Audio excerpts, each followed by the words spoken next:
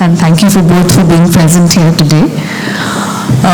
When I first heard about this film, and even before I read the synopsis, I was thinking that this whole migration must be connected to the Tehri Dam and the submerging. But when I saw the film, I think this kind of migration is almost unfathomable, where there are 5 families, 7 families, 3 people left in the village. And I know you have a connection to this region and this place. Can you tell us about why, or maybe a little more about this problem of migration, and is it specific to Tehri and to this Himalayan region? And what is your more kind of detailed connection to this region? Hi, I'm Sristhi. So the film is shot in this is my father's village. He grew up here, so it's in a patriarchal way, it's an ancestral village to me. So that's why I went there, and that's why the journey started. Personally, in the beginning, like when I started visiting, it was more on the lines of there was a lot of conversation in the house that everyone's leaving, more people have left, like some uncle has left, some auntie has left. So for my parents and for me in the beginning, it was a place of nostalgia, but it came from, and it was like, oh, our place is getting abandoned and more people, and we had of course left the village many years back. So that is why the journey started for me, but then the nostalgia also, since I spent a lot of time in the village, the nostalgia also somewhere got left behind for me, and a lot of other things unfolded. And in terms of like the region, how it is, so this is very specific in Uttarakhand. I think on a policy level, there are a lot of policy that Uttarakhand government hasn't taken care of, which other regions like Himachal has better check-bandi policy. If you know, if that is like you bring all the farming plot lands together, and Uttarakhand hasn't done that. It's a corrupt state, unfortunately, and so a lot of things don't get done, and the policies are very much for the people sitting on the top and not so much for farmers especially. That's not doing much. Then in terms of, again, there are 3 districts which are very badly impacted in Uttarakhand, which is Tirhi, Pauri and Almora in Kumaon region. This is Garhwal. Another film from Pauri, Garhwal has come out, and it was also about migration. It came, I think, 2 years before us or something. So yes, there's actually multiple films right now from the region being made on migration. So clearly I'm not the only one, and a lot of other people are also telling this kind of story. Would you say the migration has been going on for, say, the last 20 years? Or? I would say, but like this complete empty villages, so there are like over 1,000 empty villages, and there are different surveys which are giving different numbers. Some are saying 700, some are saying 1,000. I think that's more like last decade. So this kind of. So I'm curious to know, what do people like Lakheria, like what is left for them as a source of income in the village? That's the biggest struggle in terms of, farming, as far as I understand by spending time here and documenting the people, the farming is very much dependent on a community coming together. And when the community is broken, you can't, like just a family living in the middle of all the abandoned farmlands, you can't like do farming. So that is one of the struggles that farming hasn't. How are they surviving? I mean, the few families that are left. Ration is a big part. Like everybody is on government subsidized food. Then there are smaller policies that keeps coming from animal husbandry department. So some people will keep doing small things like that, but mostly it's like if you have a family member outside in the town, they're sending money back. So that that is why, because there is not much employment options there. So it's yeah. I want to congratulate both of you for really capturing that silence, the desolation, and also feeling of restlessness that you see in a young person going in a village. I was curious to know, how did they respond to you landing up there with the camera and saying you want to make a film? And Bhamati, were you also there on shoot? I saw your name as producer also. No, I have been there for recce and for a little bit of research, but for the reason of efficiency during the edit time, we wanted to have some distance. I haven't been part of any of the shoots. So how did they respond to? They were very happy to have company. It was such a place where there's no one new going, and not everybody knew me, but they kind of knew me because my father comes from the village. But like every time I would take people along for a shooting schedule, they'll be so happy to have a new person and to chit chat with them. Obviously, everyone's very lonely still. They continue to be that. So having any company is like. They look forward to it, yeah. There are several questions I could ask about the filmmaking and form, but maybe I'll also open it out to audience questions and see what it is and come back. So we'll pass a mic around. Anyone has questions, yeah.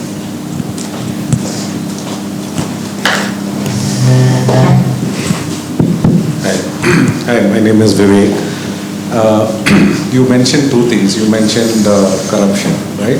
And so I don't want to dwell about which government and so on and so forth, but isn't that a continuous thing? I mean, we've seen corruption and policies not going and benefiting the people at the ground. So what has or what has not changed in the corruption or the politics? The second question is, you have these people, I would still consider them as characters and actors. They are real people. But there is a bit of storifying that you're doing, right? I mean, to make it relevant for an audience like us to see it. So what portion is dressed up and what portion is authentic or original? In terms of policy, there's not much I want to comment. It's a state we've chosen different governments constantly. Every 5 years a different government in Uttarakhand. But yeah, we just inherently hasn't done why the state was formed in 2000. So yeah, we are failing as a state definitely in terms of policies, and corruption is very high. In terms of character, so you saw Leela Devi, the older lady. There was no direction with her. There was no way you could direct her. She is the reason why the film got made. I met her and I was just like, whoa, like that woman is just like a star. So it was very nice of her to offer to be in front of the camera and letting us film her. So it was completely from what she was offering to the camera.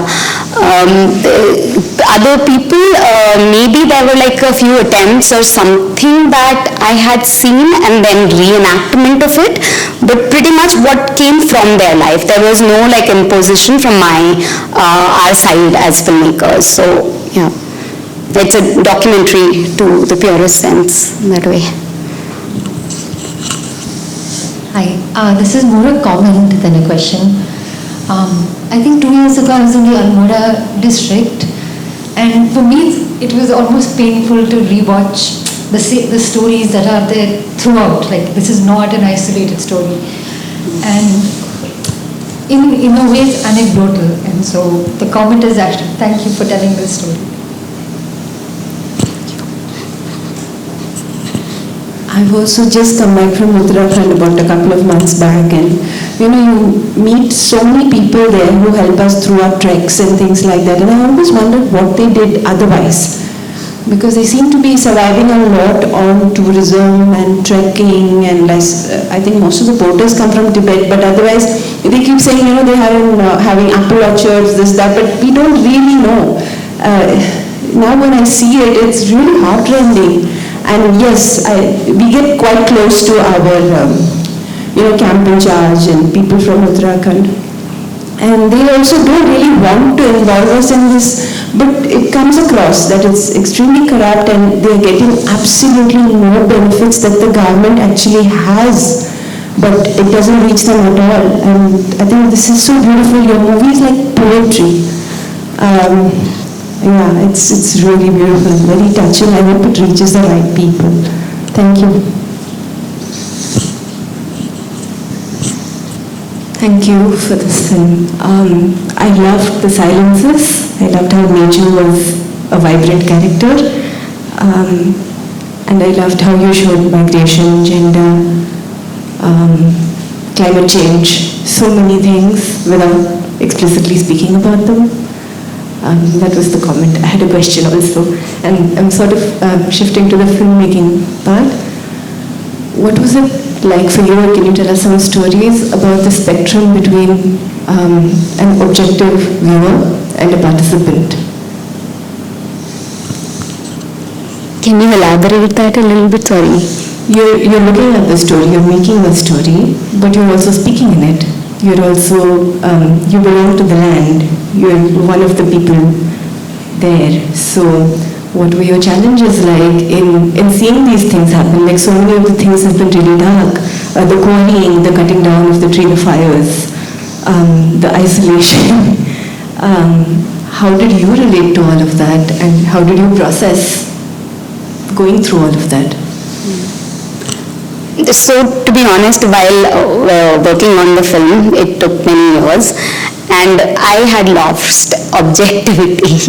I was completely, then Bhamati came in, and that's where I think the filmmaking really helps. I truly believe it's a filmmaking work to do, and especially an editor brings that objectivity. And I think it's great because just objectively now speaking, because I have a distance now from the film, there are things you can, I like being an insider and telling the story as an insider. I like that part, not with all the projects, but with this project. But there are things that Bhamati brought in that I hadn't seen because I'm too much of an insider. So there was a perspective that she brought in, and then like I think it could become that wholesome because we were able to have that insider outsider and bring the best out of the material. And yeah.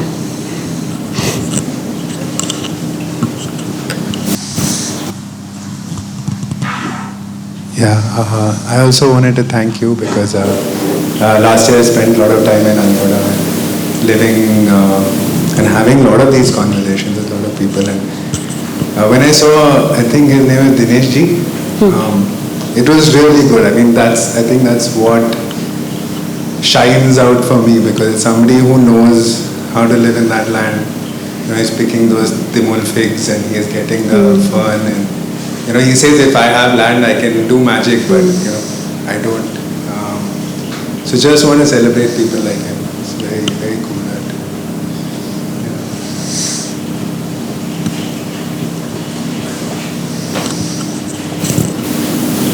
Yeah, first of all, I'll say this is like a beautiful movie. And I'll say the cinematography is too much. Like there are a few shots, like lighting coming from the windows. They are slow shots, but still you just want to watch them for a long time. So I'll say the movie is really beautiful. So I have two questions for you. The first one is that like how long you took to make this movie, and like how much it cost to make this kind of documentary. And second question is that do you think there's any part that you missed out that you wish that you would have seen in the picture?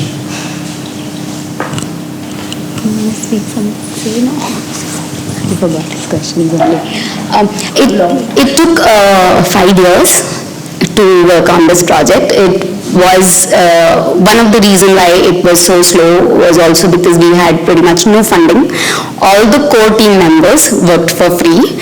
And we don't want to repeat that. That's something we don't want to advertise at all. But unfortunately, that's where we were financially.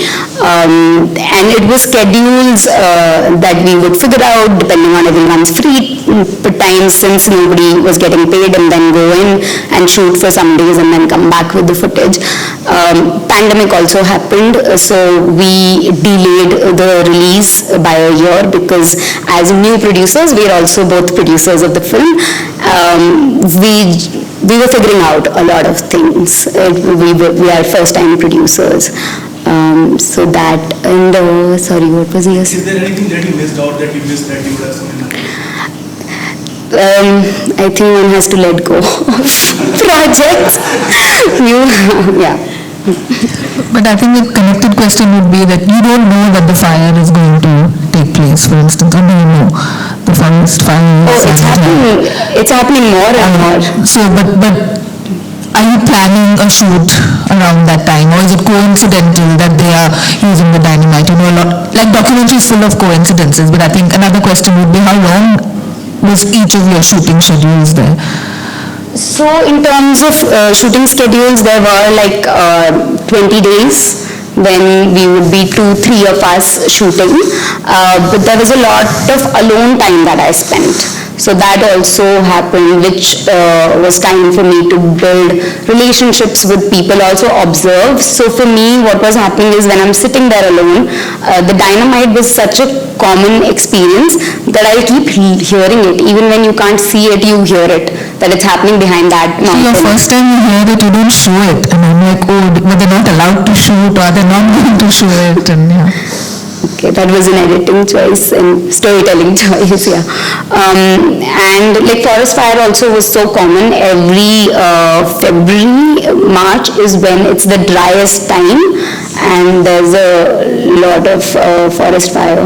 So it was definitely like, it was something to shoot, and then when we had a schedule, then it again happened, so it was very obvious then to just go and shoot, so. So it seems like there must have been a lot of material if they've spent so much time and shot over 5 years. Yeah. What was the experience for you? Because I gather your friends and you know she's making this film, you're on it from the beginning. What was the editing? Did you manage to do it in one shift, or were you constantly going through the material? No, we did kind of, this film on and off, we sort of edited over a period of 1.5 years. And in between we also made another film, but yeah, we just kept kind of going back to that material. It was a lot, and this is also my first feature film editing experience. Actually also Srishti's first debut. Yeah, we have first-time filmmakers. Yeah, first-time filmmakers. So I think we were kind of learning while we were working it out, and something that I think you had sort of mentioned, how we were kind of putting the story together. For us, our experience is that we watch a lot of fiction, and our brain immediately sort of tends to look at that material that way, and we had to see the pros and cons of approaching that material with that. So in terms of process, we were taken in by the character, so we were looking through the material and just saying which were the bits that really drew us in. And then in terms of editing, we were just like editing blocks of the material, and then we structure it together. It's very well edited, Bhamati. There's a question there, right? Yeah. You spoke of the insider perspective, and I'm from Uttarakhand myself, although I spent like the last decade out in Bangalore, so I don't know how I feel about that. So I just wanted to ask you specifically on the question of, not to downplay the problem because I keep playing devil's advocate on this issue myself. Do you think the problem is restricted? I know the gravity of the situation is very bad, but do you think it's limited to certain pockets in certain districts? Like I personally feel, at least from my anecdotal experience and personal experience, that it's perhaps worse in Garhwal than it is in Kumaon. And I think part of that may be because Kumaon seems to have slightly better developed tourist regions where people can somehow sustain themselves through things other than agriculture. So Garhwal seems to be faring a little worse. And my second comment would be just that I know of late the government has acknowledged at least that there is this problem and they're trying to tackle it. But what do you think is the way forward, and do you see the situation ever improving? In terms of the difference in Garhwal and Kumaon, there's definitely a difference. Garhwal is really badly hit with religious tourism. That's one of the bad impact that Garhwal is facing. We have Char Dham, and that's brings very, I don't want to comment too much, but like the tourism that comes along with that religious tourism is not the best kind. It doesn't bring in a lot of money. It brings in very, it's not great for Garhwal for sure. The other difference I've noticed in districts, the border districts, which are higher up, like Uttarkashi, Munshiari, Pithoragarh, those are better to do and less migration happen from there. They're more into, there are trained people into mountaineering, that's where you go summit peaks or go to glaciers for, so there is a different kind of tourism, a serious trekking tourism happens in those areas, whereas the lower hills, like again that's why Almora is one of those in Pauri and Tiri, are the worst hit because they're closer to the town. They're like 7-8 hours close to the big city, especially Dehradun has been a big impact in Garhwal area again. So people are like, those are the regions which are also drier because of being lower. So it's harder to have farming there, and also there's more driving force to go into the city which is close by. So yes, that's one thing that I've realized. Other than, He's asking about what possible.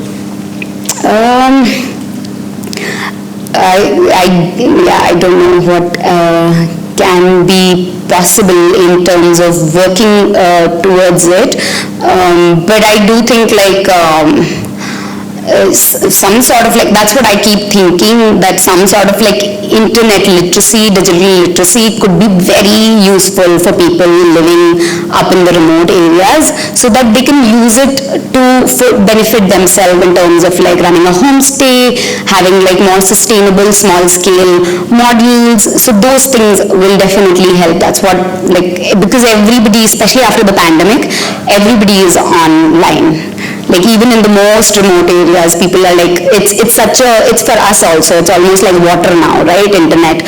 So it is like, if it can be used by remote areas in a good way, it would help a lot, I think. And land reform. That's one of the things to just, I'll just add, because if in Simla you have about 5 to 6 people, and because the theme was about migration, now there is a village probably 10 minutes away from that is fully populated.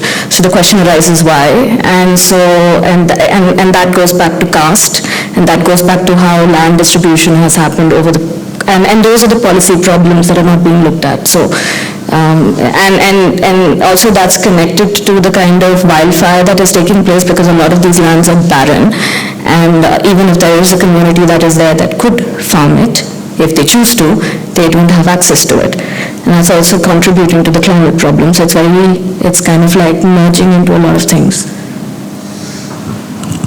I think we have time for one last question. If there's a question, otherwise I have a question. Yeah, okay.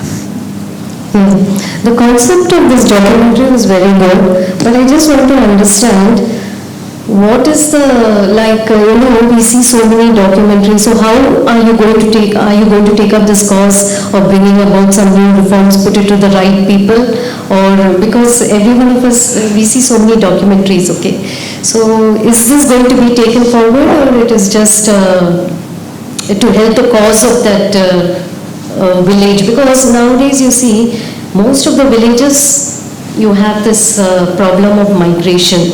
So are you going to take it up with the right authorities, or just I'm curious. Yeah. My question was kind of connected. Is that what do you ideally hope to achieve with the film? We really want more and more people to watch it. That's like one of the aims that has been for us. Also take it up in Uttarakhand as much as possible, because it is, the people from Uttarakhand need to watch this more. So the hope is like Dehradun has a festival which happens around the valley, to screen it there with them, take it to as many universities or other places. But it was difficult because we released it in 2021, and like now we're slowly figuring out how to do physical screening. So yes, we would like to reach to the people as much as possible, because if the people from that region are sensitized, I think something can happen. So as a storyteller, that's the hope personally. Yeah. All right. Thank Thank you so much, Bhamati and Sristhi, for bringing the film to Bangalore and joining us today. Thank you. Thank you, BIC. Thank you, Sneha, Sarvana, your entire team, for always being on top of your game. Thank you. Thank you.